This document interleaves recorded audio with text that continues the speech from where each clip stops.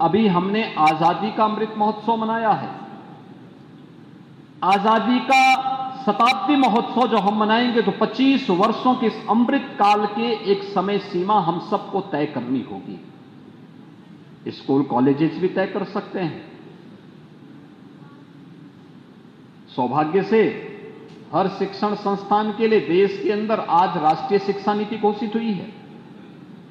राष्ट्रीय शिक्षा नीति के संकल्पों के साथ जुड़ते हुए हम अपनी शिक्षण संस्थान को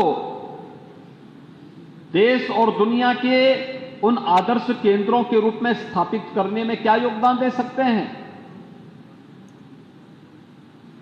समाज जीवन से जुड़े हुए अलग अलग तबके के नागरिकों के द्वारा भी इस कार्य को किया जा सकता है। किसान अपने स्तर पर शोध के कार्यक्रम को आगे बढ़ा सकता है। उद्यमी अपने क्षेत्र में इस कार्यक्रम को और अच्छे ढंग से आगे बढ़ा सकता है। एक व्यापारी अपने तरीके से इस कार्यक्रम को आगे बढ़ा सकता है। एक शिक्षक अपने तरीके से इस कार्यक्रम को आगे बढ़ाने में योगदान दे सकता है।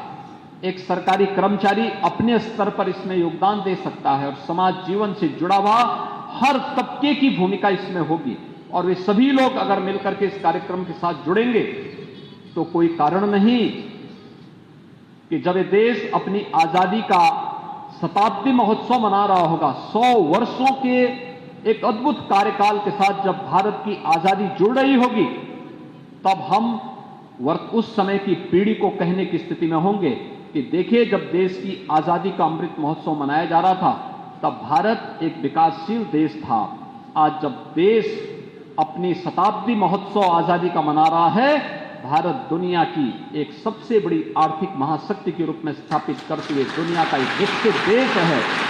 यह कहने के लिए हमारे पास देश और दुनिया को बहुत कुछ देने के लिए होगा, उस समय की पीढ़ी को देने के लिए होगा। उस समय हमें उस समय की पीढ़ी के सामने मुंह छुपाने की स्थिति नहीं होनी चाहिए।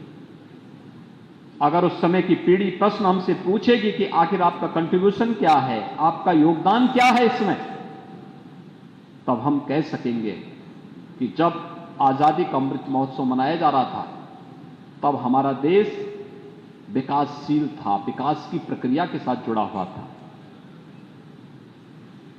हमने भी इसमें अपने अपने क्षेत्र में ये योगदान किया है और मुझे लगता है ये भारत के अंदर संभव है।